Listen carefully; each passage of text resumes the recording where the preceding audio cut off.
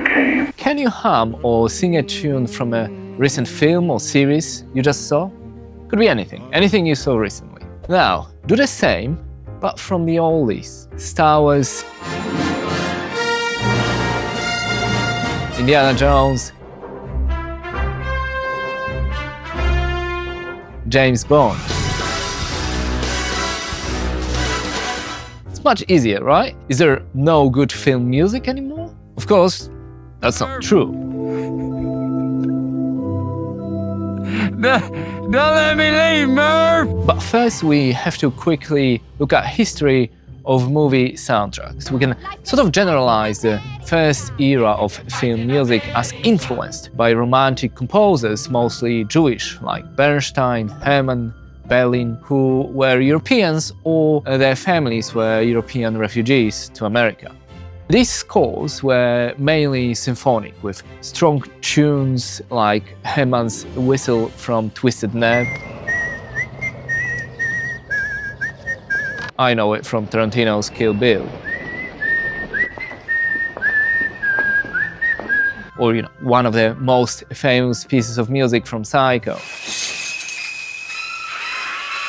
And when we move on to our times and still alive film composers, John Williams, who is in his 90s and still working. His style was a continuation of that Romanticism and 20th century. He quotes 19th century romantic composers, Tchaikovsky, Wagner, as his influences. He was in a perfect spot and time when movies truly became mainstream and blockbusting.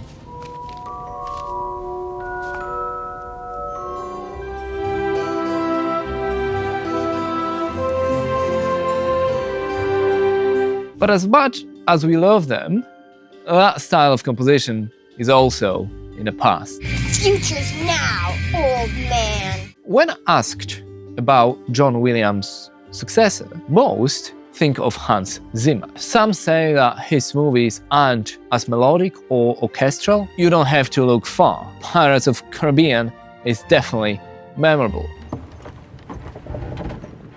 Drink up, me hearties, yo-ho.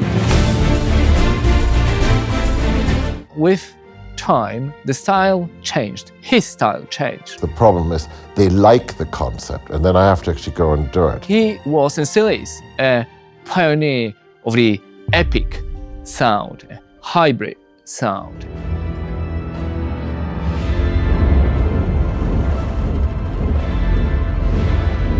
With a moment of beauty.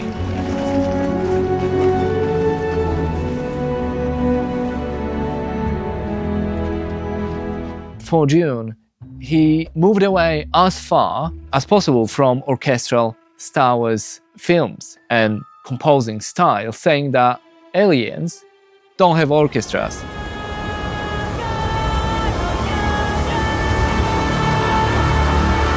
The role of film music changed, and this leads me to the so-called signature sound.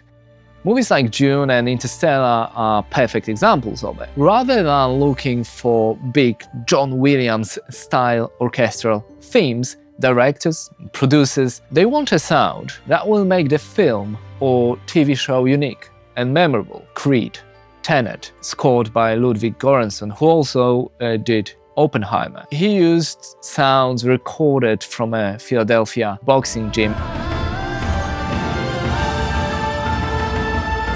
In Tenet, he manipulates Nolan's breathing and makes it into the theme. Late Jóhann Jóhannsson was another modern composer, famous for his signature sound. Arrival, blending sounds and music to focus on the film's theme of communication and language. So a signature sound is more about uniqueness than a catchy tune. It's not about whether we can hum or sing it, but when we hear it, we instantly know what it is. That's one of the reasons why the new modern score is not memorable in a sort of traditional musical sense. Another argument to explore is the era of franchises and blockbusters, Marvelization of cinema, where the studio pumps out content and attacks and overwhelms us. I gotta pump those numbers up. Those are rookie numbers in this racket. It's too much to make any of it memorable, especially music. We got the Alan Silvestri Avengers theme that's quite famous.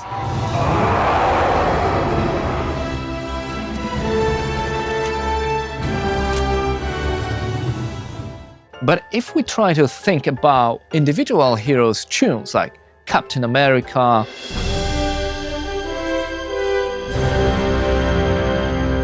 Iron Man, they've got a few, and it changed from movie to movie.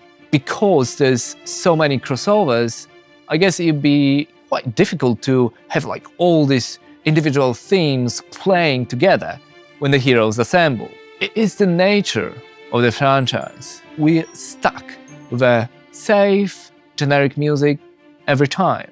It's not bad, it serves a purpose, but it's nothing to write books about it either. There's also an over-reliance on tracks that favor rhythm over melody, featuring heavy percussion and short, sharp notes from brass or strings, making the tracks less memorable than a melody.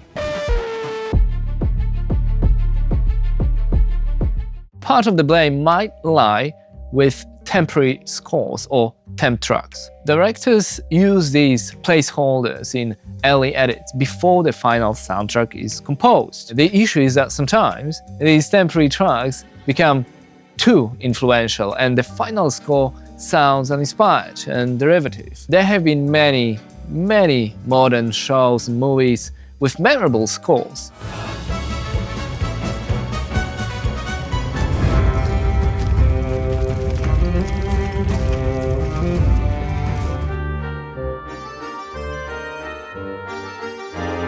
We got Nicolas Britell with his uber successful Succession theme. Video game composers Bear McCreary, Gustavo Santaolalla, who wrote Last of Us.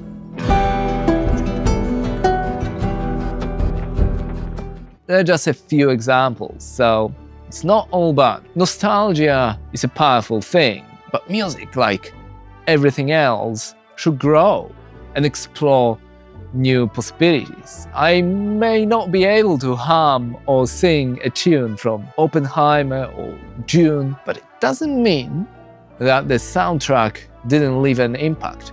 In fact, the opposite happened. The music blends so well with the rest that it truly allows us to get lost in these stories, if done well, of course.